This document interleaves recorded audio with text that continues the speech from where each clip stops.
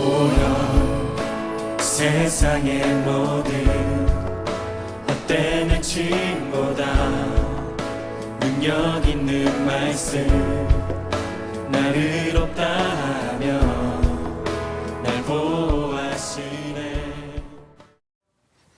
안녕하십니까. 반갑습니다. 이어서 또 빵과 포도주가 있는 이야기 네 번째 시간을 시작하도록 하겠습니다. 지난 시간까지는 우리가 콘소르티움에 대한 이야기를 계속했던 것 같습니다. 그래서 세상에서 이익의 근간이 이익 베이스로 해가지고 사람들끼리 이익을 공유하는 집합체, 그렇게 해서 콘소르티움을 우리가 얘기를 했었는데요. 그런 세상에서 이익을 쫓고 이익을 지키기 위해서 또 자기 이익은 확장하고 남의 이익은 제한하고 그런 방식으로 세상이 발전되어 왔다. 그런데 거기서 하나님께서 우리를 아들을 보내셔서 꺼내어 주셨다. 그래서 우리가 참여하게 되는 성찬을 가리켜서 영어로는 커뮤니온이라고 합니다. 또 다르게는 유카리스트라는 말을 쓰기도 하고 The Lord's Supper, 이렇게 주님의 만찬 이렇게 표현하기도 하는데요. 일단은 그 커뮤니온이라고 하는 단어가 갖고 있는 것이 결합하다라는 뜻이 또 있거든요. 그리고 무언가에 참여하다, 어떤 재산을 상속받을 권리에 참여하다, 이런 뜻이 있는데 콘소르티움의 멤버가 되는 것과 커뮤니온은 굉장히 비슷하면서 다른 부분이 있습니다. 우리도 예수 안에서 참여하죠. 빵에 참여하고 포도주에 참여합니다. 그리고 그 이전에 우리가 처음 예수님을 알게 되고 이전에 나는 버리고 죽이고 주님 안에서 내가 살겠습니다 할 때 세례가 단순히 씻는 것이 아니라 죄를 씻고 이전의 사람을 씻는 것이 아니고 세례는 사실은 죽이고 옛사람을 죽이고 새 사람이 되어서 살아난다고 하는 의미가 그 안에 있죠. 새 사람이 왜 됩니까? 우리가 예수 그리스도를 주님으로 시인하고 고백하고 그분을 영접했기 때문에 그분께서 우리를 제자로 삼아주시고 하나님께서 우리를 예수 그리스도와 연합할 때 우리를 양자로 삼아주셔서 우리가 연합을 하는 거죠. 그게 세례 가운데서 일어나는 역사이고, 물론 세례의식 자체가 구원을 시켜주는 것이 아니며 성찬 자체가 우리를 구원시켜주는 것은 아닙니다. 하지만 그러한 상징들, 우리가 무엇을 기억해야 되는지, 우리 멤버십이 어디에 속한 것인지, 우리가 무엇을 먹고 살아야 되는지에 대해서 하나님이 가르쳐 주신 것이죠. 그래서 세례에도 주님과의 연합이 있고요. 주님과 연합이 있고, 그리고 떡, 포도주에도 주님과의 연합이 있습니다. 특별히 주님의 죽으심과 다시 사심, 그리고 다시 오셔서 주님께서 직접 앉아 계시는 그 상에서 우리와 함께 새 포도주를 마실 그때까지에 대한 그 약속, 오셔서 우리 모두의 눈에서 눈물을 씻겨주실 그분의 약속에 대한 기다림이 또한 세례와 성찬에 있는 것입니다. 그래서 이 커뮤니온은 그런 의미에서 상당히 중요한 개념이 되겠습니다. 그리스도와 연합된 몸이라고 우리가 다르게 풀이할 수 있겠는데요. 이 몸의 특징을 또 살펴보겠습니다. 주님이 세상에서 불러내셨다.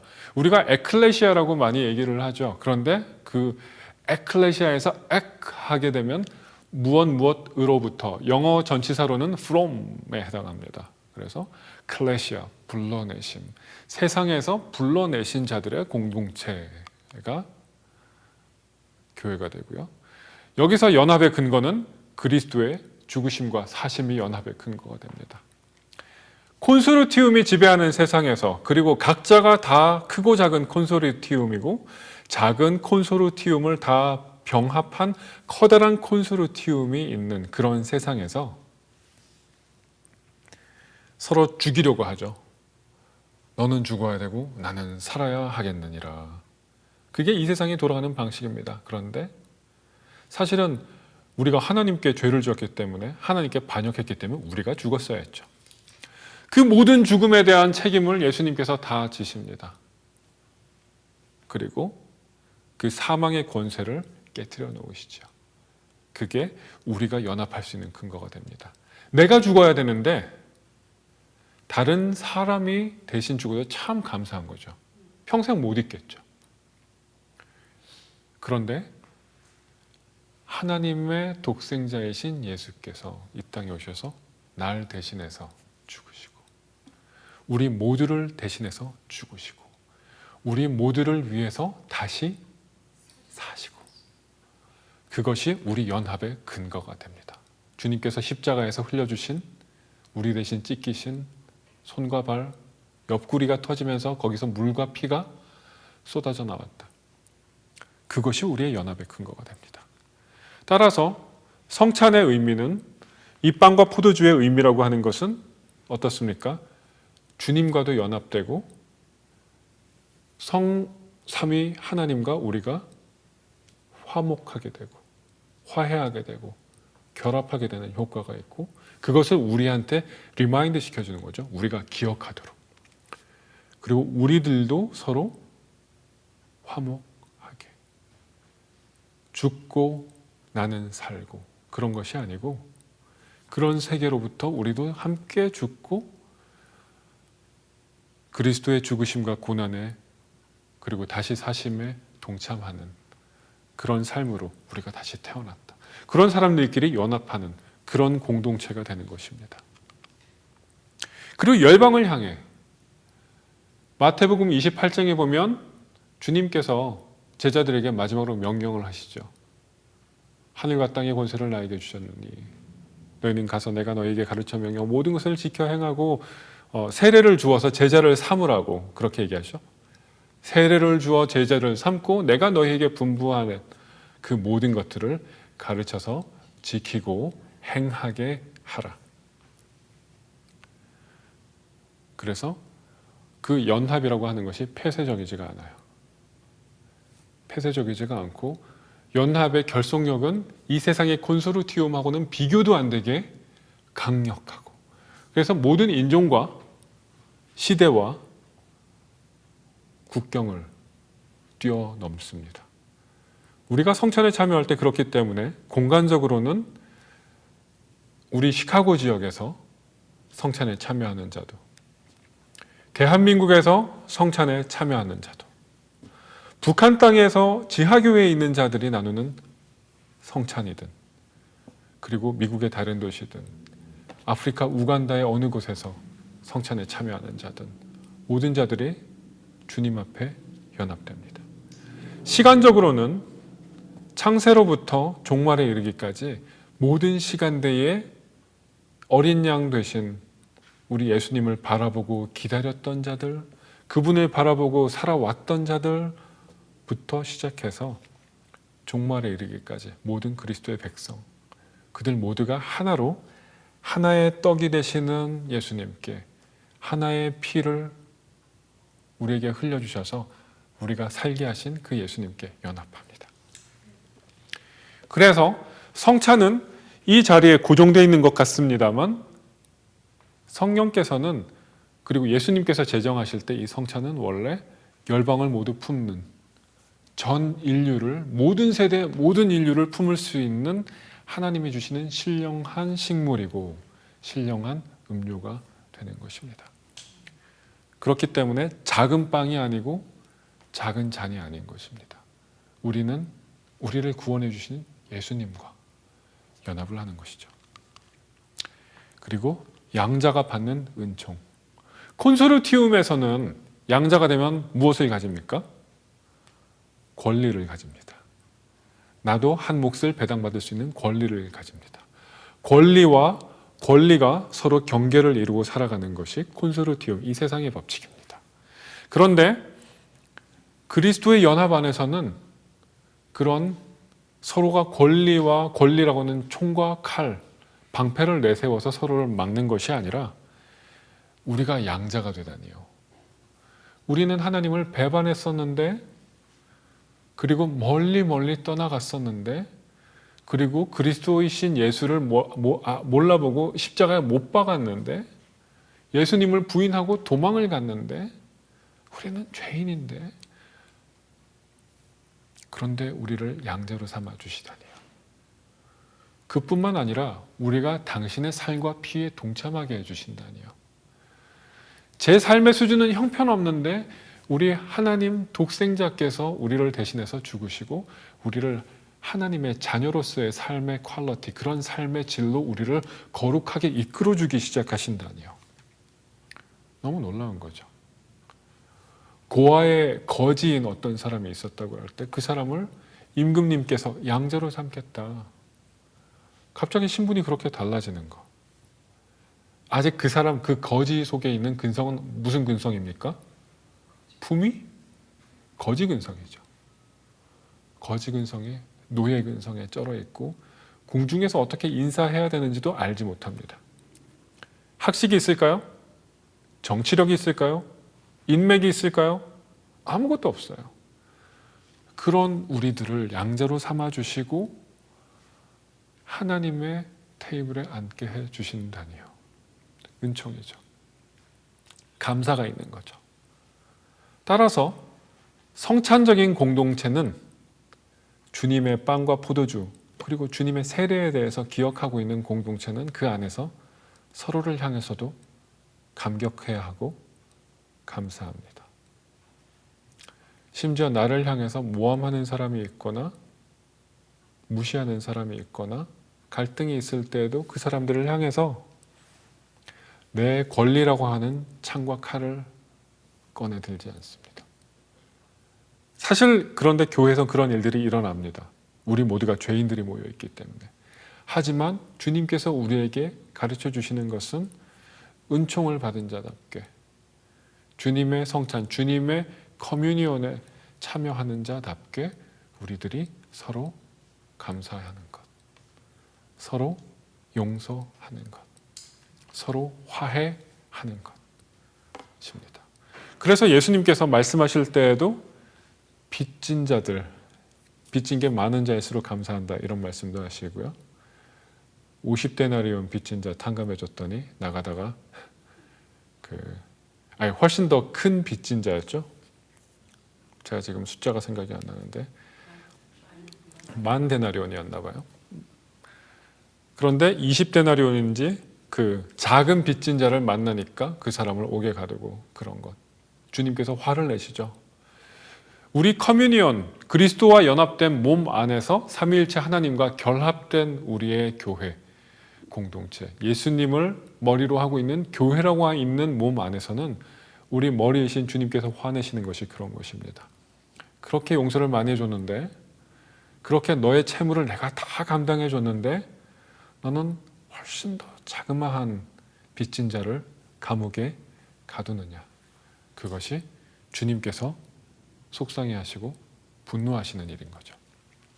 자, 이런 커뮤니온에 속한 사람들은 그럼 어떤 노래를 부를까요? 우리가 지난 시간에는 라멕이 부른 노래에 대해서 콘소르티움에서는 어떤 노래를 부르는지 우리가 들어봤는데요. 주님과 연합하는 사람들은 이런 노래를 부릅니다. 읽어볼까요?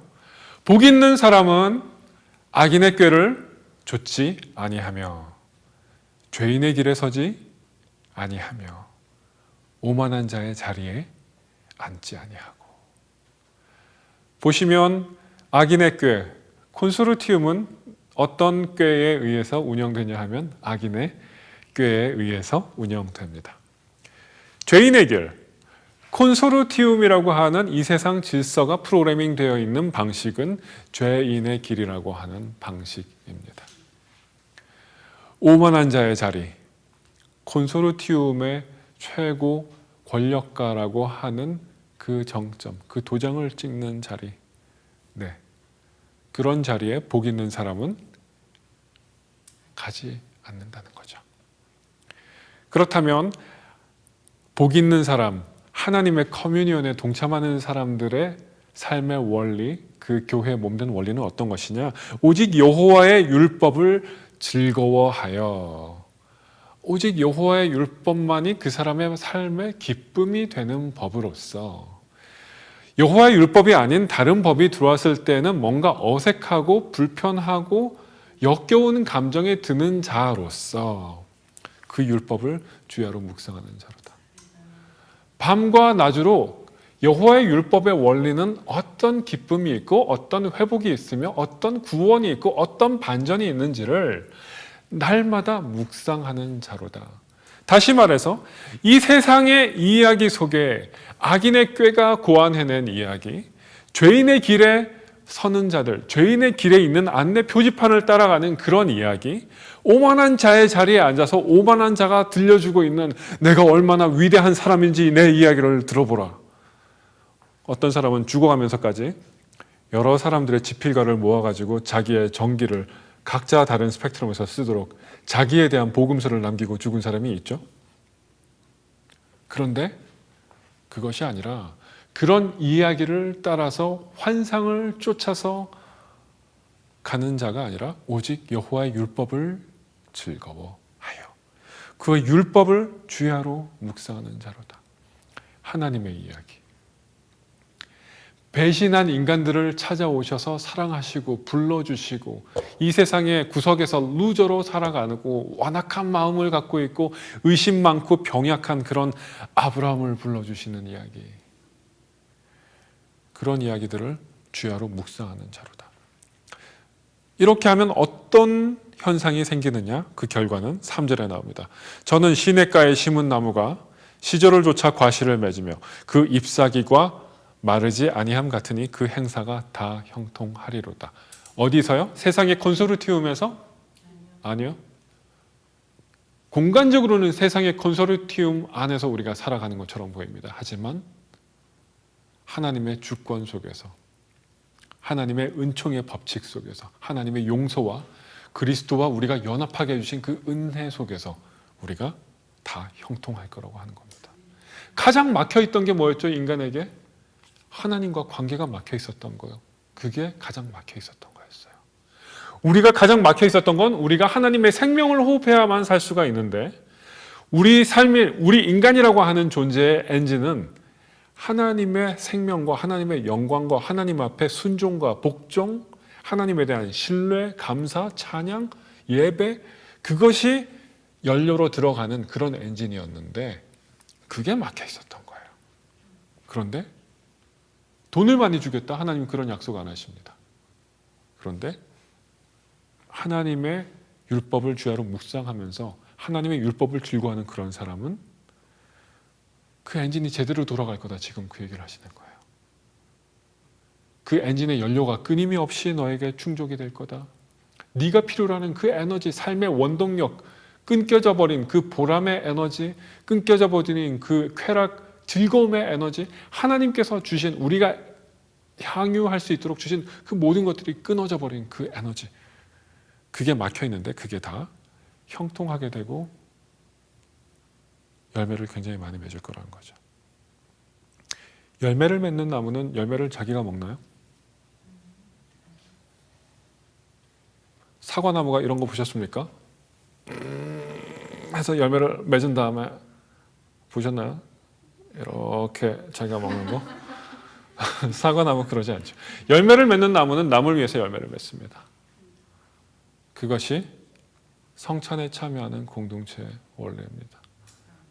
예수님께서 자기 몸이라고 하는 가죽 부대 안에 담아 갖고 계시던 물과 피를 우리 모두를 위해서 흘려주셨습니다. 그거에 감상하는 공동체, 그 이야기를 날마다 즐거워하여 그 율법을 주야로 묵상하는 자로다. 대제사장 가야바의 자리는 어디였을까요? 오만한 자의 자리에 속하지 않겠습니까? 예수님을 유대인들에게 넘겨주면서 나는 상관이 없다고 손 씻는 것. 빌라도는 어디에 있는 걸까요? 역시 오만한 자의 자리가 아닐까요? 요한의 형제 야고보를 죽이고 그리고 그게 유대인들을 기쁘게 하니까 베드로마저도 잡아서 옥에 넣었던 헤롯. 그 헤롯이 앉아있는 자리는 어떻습니까? 오만한 자의 자리인 거죠. 유대인을 기뻐하네. 이 야고보라는 친구를 죽였더니 옳지. 베드로도 잡아넣자. 그리고 그 다음날 참수해야겠어. 누구의 꾀를 쫓아가는 겁니까? 악인의 꾀를 쫓아가는 것입니다. 세상 왕으로서는 굉장히 현명한 결정이었을지 모릅니다. 하지만 악인의 꾀를 쫓아가는 것입니다. 죄인의 길에 서는 것이고 오만한 자리에 앉는 것입니다. 사실은 교회 안에 그런데 너무나 많은 이런 종류의 이야기가 침투되어 있습니다. 하나님의 율법을 즐거워하고 하나님의 율법만 우리가 묵상하면 교회가 안 될 것 같은 프로그램을 개발해야 될 것 같고, 그리고 성경 공부를 한다고 했을 때에도 하나님의 말씀을 그 의미대로 계속해서 우리가 즐거워할 수 있도록 돕는 그런 것이 아니고 수험생 문제집 같습니다. 1번 문제 풀고 2번 문제 풀고 3번 적용 한번 알아서 해보시고, 그래서 단답형 대답들 그리고 논술형 대답. 사실은 그렇지 않은 것입니다. 우리가 답을 제공하는 것이 아니고 우리가 주님의 율법을 즐거워하고 밤낮 묵상할 때 주님의 이야기가 우리 마음과 생각 안에 있는 세상의 콘소르티움의 이야기와 법칙들을 지워나가고 이겨나가고 승화시켜 나갈 때 우리 삶에서는 이 3절의 축복된 이야기가 일어납니다. 이야기가 아니고 우리 삶으로 일어나게 되는 것입니다. 악인은 그런데 그렇지 않습니다. 악인이 얼마나 튼튼해 보여요. 악인의 컨소르티움, 철옹성 같아 보이죠. 지난 시간에 살펴봤던 가인의 계보에 나오는 사람들은 이 세상을 다 집어삼킨 것처럼 보였습니다. 하나님의 백성이 참여할 수 있는 산업이 한 개도 안 남아 있어요. 그런데 악인은 그렇지 않답니다. 오직 뭐와 같다? 오직 바람에 나는 겨와 같도다. 그렇게 튼튼해 보이는데, 그렇게 가장 좋은 거 먹고 가장 좋은 의료 서비스에 가장 좋은 보험을 갖고 있는 것처럼 보이고, 주변의 경호원들의 군대의 성에 성 같은 집에 엄청난 주식에, 하지만 악인은 그렇지 않답니다. 그러므로 악인이 심판을 견디지 못하며 죄인이 의인의 회중에 들지 못하리로다. 악인은 주님의 심판을 견디지 못합니다. 그 자리에 서 있을 수조차 없습니다. 그래서 바람에 나는 겨와 같은 겁니다. 의인의 회중 속에 악인은 성찬을 들지 못합니다. 그래서 여러분, 우리가 악한 부분이 있다면 성찬 앞에 고민해야 됩니다. 우리 마음속에 세상의 컨서르티움을 쫓아서 살아가는 그런 것이 있었다면 성찬 앞에서 난 멈춰야 합니다. 그리고 교회에 책임 있는 영적인 리더들 앞에 그것을 고백할 필요가 있습니다. 그렇게 하고 해결을 받아야만 합니다. 대저 의인의 길은 여호와께서 인정하십니다. 그러나 악인의 길은 망하리로다. 우리가 성찬에 참여할 때 우리는 기억해야 됩니다. 우리는 어떤 종류의 커뮤니언에 참석할 거냐, 아니면 콘소르티엄에 참여할 것인가? 어떤 종류의 길을 참여할 거냐 기억해야 됩니다. 그리고 또 커뮤니언에 참여하는 사람들이 기억하는 노래가 하나 있습니다. 요한복음 1장 첫 부분은 노래로 불러졌었는데요. 우리가 권투 시합을 보게 되면 처음 시작하기 전에 아나운서가 나와서 어떻게 하죠? 소개를 하죠. 권투 선수들을. 그렇게 할 때 이렇게 합니다. 홍커나 무게는 몇 킬로그램, 키는 몇 피트, 어쩌고 저쩌고 이런 이야기를 합니다. 그러면서 몇 전 몇 패를 했고 소개를 하고 한국 챔피언 뭐 그런 이야기를 하죠. 노래 부르듯이 흥얼흥얼. 그런 다음에 이름은 홍길동 이러면 사람들이 환호를 합니다. 그런데 요한복음에서 베껴온 겁니다. 요한복음에서 예수님을 소개할 때 원래는 이렇게 됩니다. 태초에 말씀이 계시니라. 이 말씀이 하나님과 함께 계셨으니 이 말씀은 곧 하나님이시니라. 이런 식으로. 그래서 우리가 평소에 읽을 때 태초에 말씀이 계시니라. 이 말씀이 하나님과 함께 계셨으니 이 말씀은 곧 하나님이시니라. 예배 시간에 우리가 중얼중얼 하면서 읽죠. 그렇게 읽으면 안 됩니다. 태초에 말씀이 계시니라. 말씀에 대해서 헬라어로는 말씀이라고 하는 단어가 어떤 단어가 쓰였냐면 로고스라고 하는 단어가 쓰였습니다. 로고스라고 하면 신약 시대에 그 스토아 철학이라고 하는 철학파 학자들이 있었는데 스토아 철학에서 특별히 중요한 말이 로고스입니다. 로고스는 세상이 창조된 원리와 질서를 가리킵니다. 그리고 말이라고 하는 뜻이 있고 단어라고 하는 의미도 가지고 그리고 의미라고 하는 의미도 가지게 됩니다. 그런데 태초에 로고스가 계시니라, 태초에 로고스가 있었다라고 되죠. 우리말에선 존대가 됐지만 태초에 로고스가 있었다. 그렇게 되면 그 당시 사람들은 1세기 기독교인들은 기독교인이 아닌 사람들도 원래 창조가 될 땐 로고스가 원래 있었지. 창조의 원리대로 창조가 된 거야. 플라톤이라고 하는 사람도 보면 그 데미우르고스라고 하는 태초의 신이 이데아 세계에 있는 만물의 원형을 보고서 본따서 현상계에 있는 것들을 지었다. 모방을 해서 만들었다. 이런 이야기를 합니다. 그런데 태초에 말씀이 계시니라 그러면 있었지. 당연하지. 이 말씀이 하나님과 함께 계셨으니 이때도 문제 한 개도 없습니다. 그렇지. 이 세상을 지은 신이 있었는데 그 신이 그 지혜대로 만물 창조의 그 원리대로 그걸 지었겠지. 이렇게 했을 겁니다. 그런데 이 말씀은 곧 하나님이시니라. 하나님. 그러면서 하나님이 굉장히 강조가 되죠. 그래서 이때 깜짝 놀라는 거예요. 사람들이 들으면서.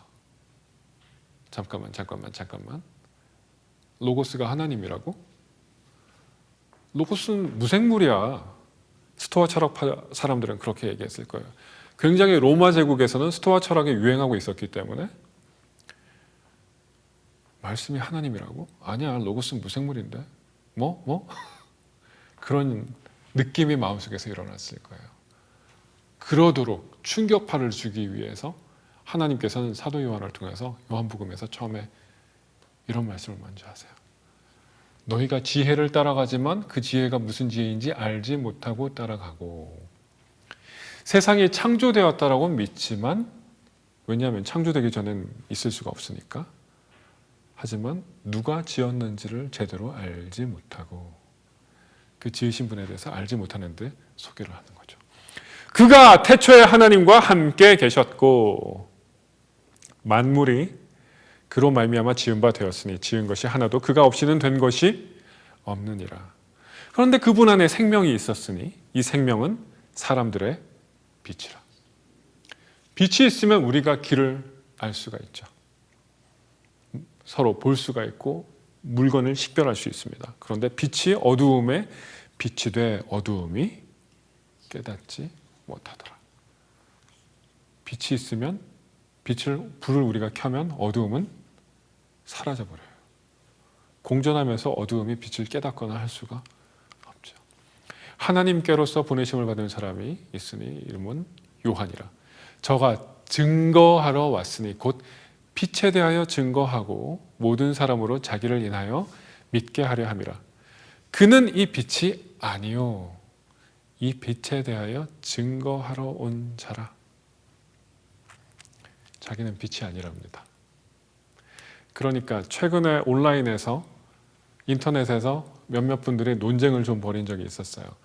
그게 뭐냐 하면 목사의 설교가 하나님의 말씀이냐 아니냐 하는 거였거든요.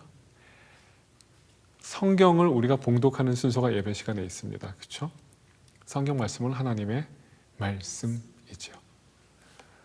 그런데 설교는 엄밀하게 말하면 하나님의 말씀이 포함되어 있고 하나님의 말씀에 대해서 설명을 하지만 하나님의 말씀 플러스 인간 설교자의 영감된 설명 그리고 영감된 선포라고 봐야 합니다. 그래서 여기서 요한이 가지고 있는 것과 같은 그런 정신을 설교자들이 가져야 합니다. 그런데 설교자들만 그럴까요? 설교자들만 그럴까요?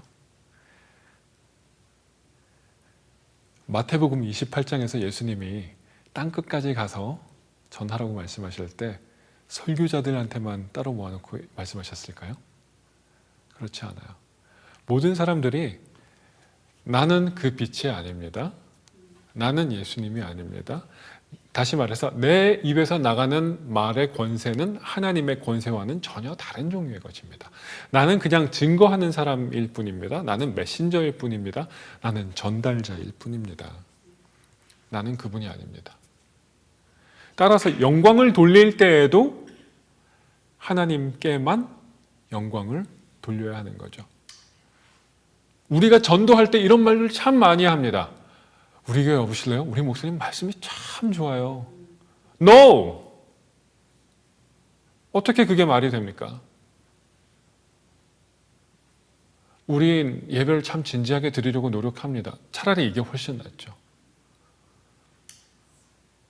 우리는 예수만 증거하는 공동체가 되려고 노력합니다. 이게 성경적인 것이죠. 우리 교회가 빛이 있는 것처럼 이야기한다면 그것은 벌써 거기서 시작이 다르고 끝은 당연히 다른 공동체가 되는 겁니다. 왜 우리 공동체에서 문제가 많습니까? 제대로 화해가 일어나지 못합니까? 제대로 화목하지 못하고 예배 때마다 하나님의 임재하심을 우리가 느끼지 못합니까? 왜냐하면 헛된 곳에다 영광을 돌리고 헛된 곳을 바라보고 헛된 존재에게 헛된 것들을 기대하기 때문입니다. 그리고 그 기대를 깨트리기가 두려워서 하나님의 말씀을 몇 절만 읽고 난 다음에 다른 이야기들로 가득 채워지는 경우가 너무너무 많습니다. 성찬기가 놓여있는 교회를 보기가 쉽지가 않습니다. 세례반이 앞에 놓여있는 교회를 보기가 쉽지 않고 있다고 하더라도 그게 왜 거기 있는지를 설명할 수 있는 분들이 많지 않습니다.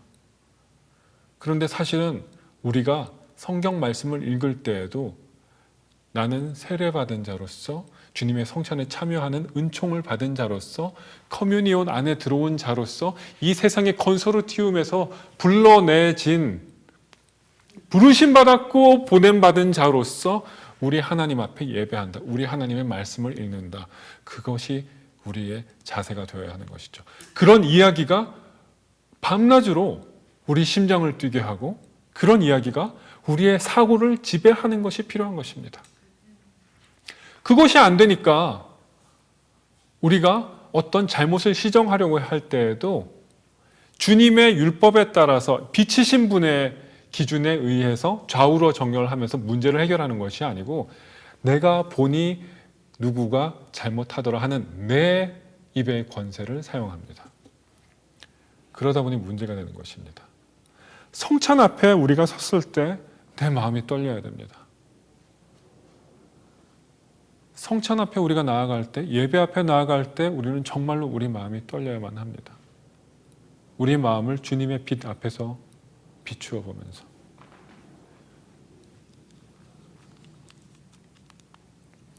빛이 어두움에 비치는데 어둠이 깨닫지 못합니다. 우리가 어둠 속에 있을 때 성찬 앞에 있더라도 아유, 내가 이 성찬을 스킵하고 지나가면 사람들이 나에 대해서 뭐라고 생각할까? 저 장로가 죄 지었다고 생각하려나? 모르겠다. 눈 딱 감고 우리 먹습니다. 그런 분들 많으시죠? 저도 그런 적이 있습니다. 돌이켜야 합니다. 차라리 핑계를 대세요. 제가 지금 생각이 많아서요. 제가 굉장히 고민이 많습니다. 지금. 그런 고백들은 최소한 받아들여져야 되는 것이 교회 공동체입니다. 아나니아와 삽비라처럼 이게 전부가 아닌데 전부인 것처럼 하고 헌신했다고 그러면서 자기도 높임을 받기 원하는 공동체, 생명력이 있을 수가 없습니다. 그는 이 빛이 아니고 이 빛에 대하여 증거하러 온 자라.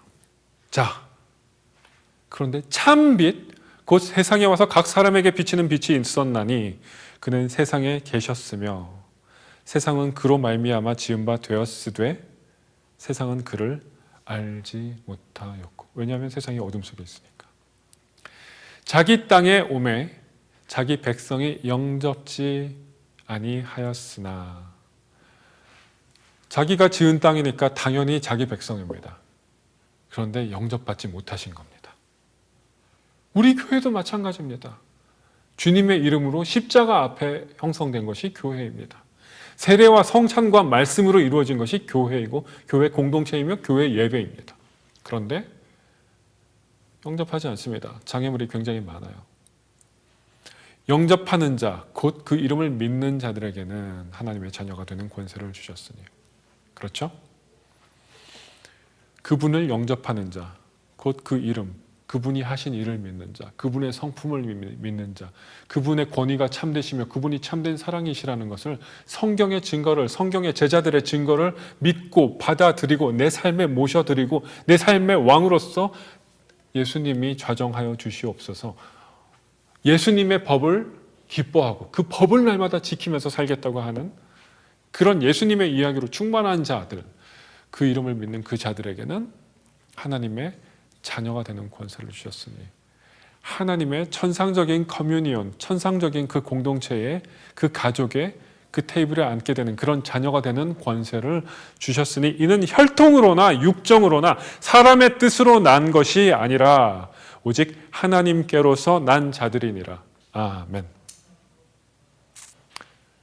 이것을 이루시기 위해서 주님께서 말씀이 로고스가 육신이 되어 우리 가운데 거하심에 우리가 그 영광을 보게 된 것입니다. 그런데 보았더니 아버지의 독생자의 영광이고 은혜와 진리가 충만하더라. 우리가 세례와 성찬을 기억할 때, 우리가 우리 삶에 대해서 생각할 때, 우리 마음과 머릿속으로 어떤 이야기가 지나간다는 것을 느껴질 때, 그리고 어떤 헛된 자의 꾀나 헛된 자의 방식이나 오만한 자의 자리가 우리를 유혹하거나 주눅들게 하거나 우리를 좌절하게 만들 때, 아니면 우리의 마음에 애를 태울 때 기억하면 좋겠습니다. 우리는 어떤 이야기를 따라 살아가야 되고 우리는 어떤 멤버십을 가지고 있는 사람들인지, 우리는 감히 우리가 예수님과 연합할 수 있다는 그 특권, 그 권세를, 하나님의 자녀가 될 수 있다는 그 권세를 우리에게 주셨다는 걸 우리는 기억해야 됩니다. 날마다 오늘 이 시간에도 새롭게 주님 앞에서 여러분이 세례의 은총을 기억하고 성찬에 있는 그 은총을 기억하고 세례와 성찬이라고 하는 이 상징이 갖고 있는 그 이야기, 우리가 어디에 속하고 있는 것인지, 우리 멤버십, 우리 시민권은 어디에 속하고 있는 것인지, 우리의 삶을 채워나가고 또 우리가 따라가고 순종해야 되고 기뻐해야 되는 그 이야기는 어떤 이야기인지 다시 생각해보고 올바른 것을 붙잡으시고 참되고 소중하고 참된 생명이 있는 것을 붙잡으시는 여러분들이 되시기를 주님의 이름으로 축원합니다. 다음 시간에 뵙도록 하겠습니다. 감사합니다. 보여 세상의 모든 헛된 의침보다 능력 있는 말씀 나를